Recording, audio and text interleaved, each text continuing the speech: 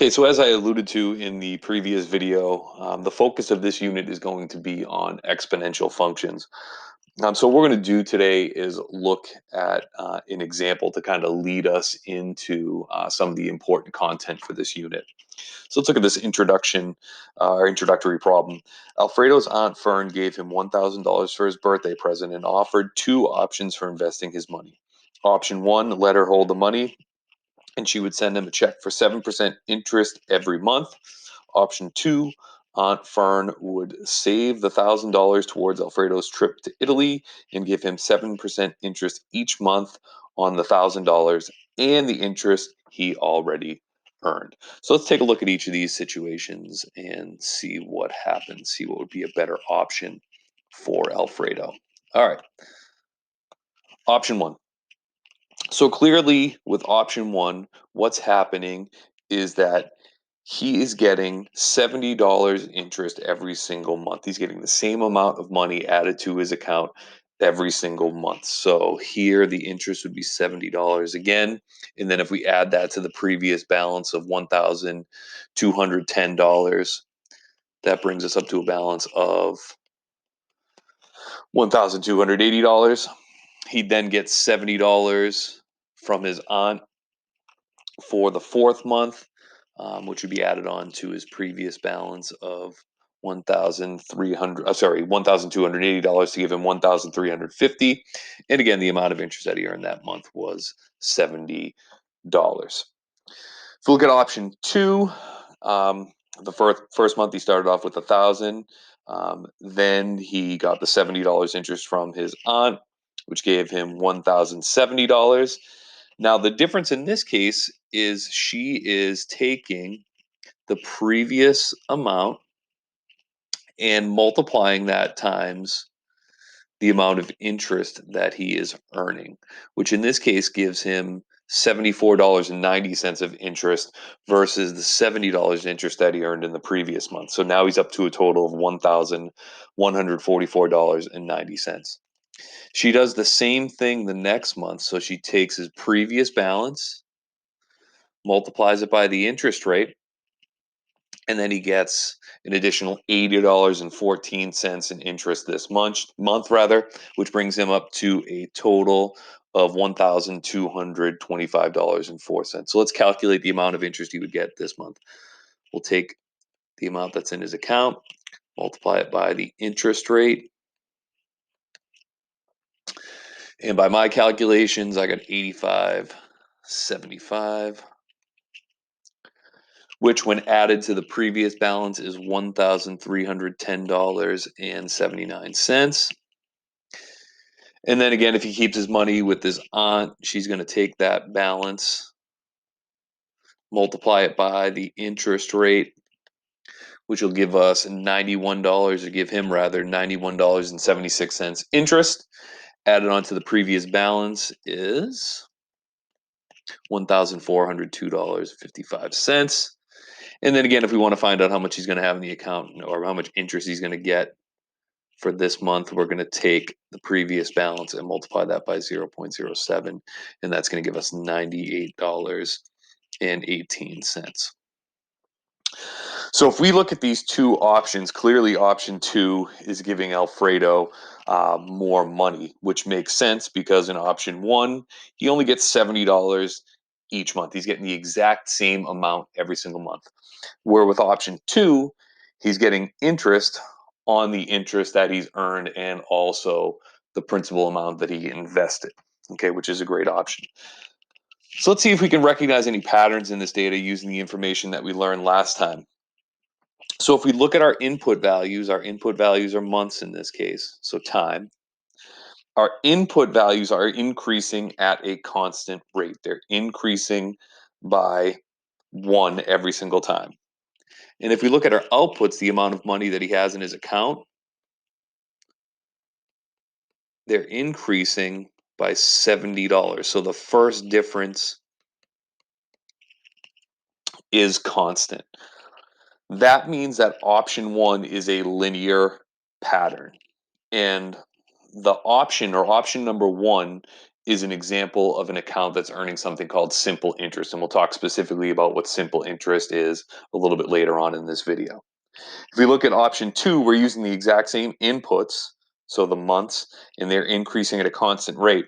But with option 2, what's happening here is we're actually multiplying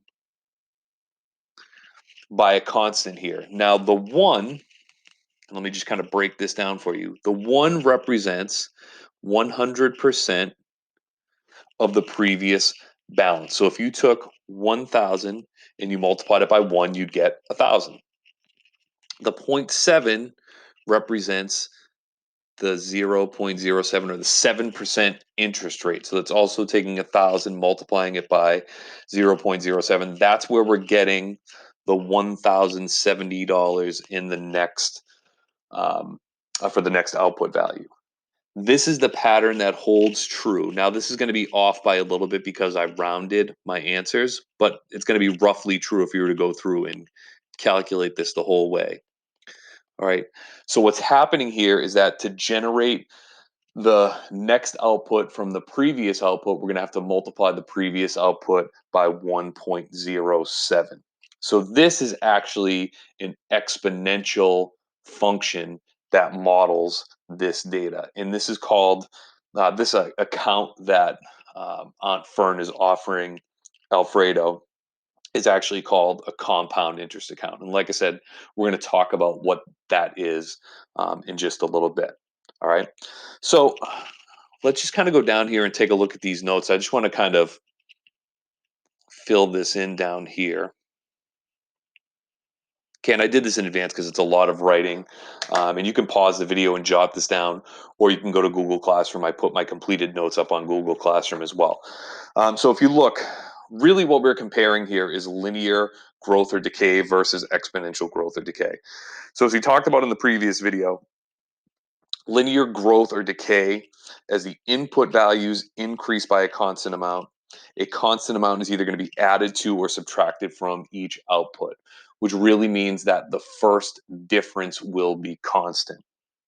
Situations like this can be modeled with a linear equation. So typically y equals mx plus b. A simple interest account can be modeled with a linear equation, and I'm going to demonstrate that in a couple minutes. And then the graphs that model these data sets will be linear in nature. So if you were to go make a scatter plot with the data from option number 1, that scatter plot would be linear in nature. Number 2, an exponential growth or decay model. So as the input values increase by a constant amount, each output is generated by multiplying the previous output by a constant multiple. So if you look above, to generate the next output from the previous output, we were multiplying by 1.07 every single time. Now, this part is new or could be new to you. So I'm going to highlight this.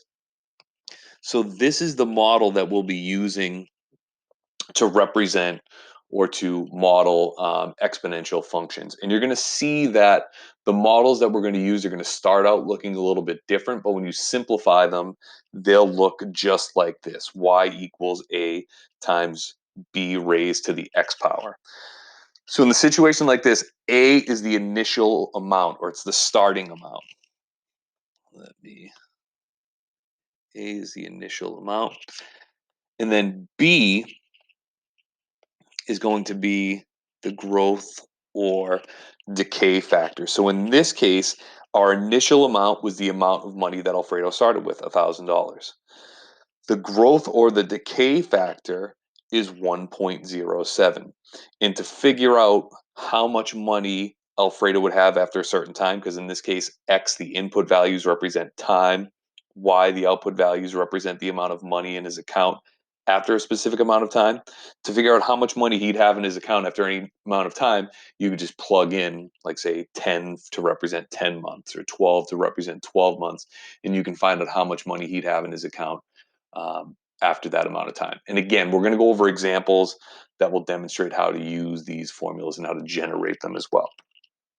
Now, one thing I want to do, this is kind of making it look like it's a negative, but that's not the case.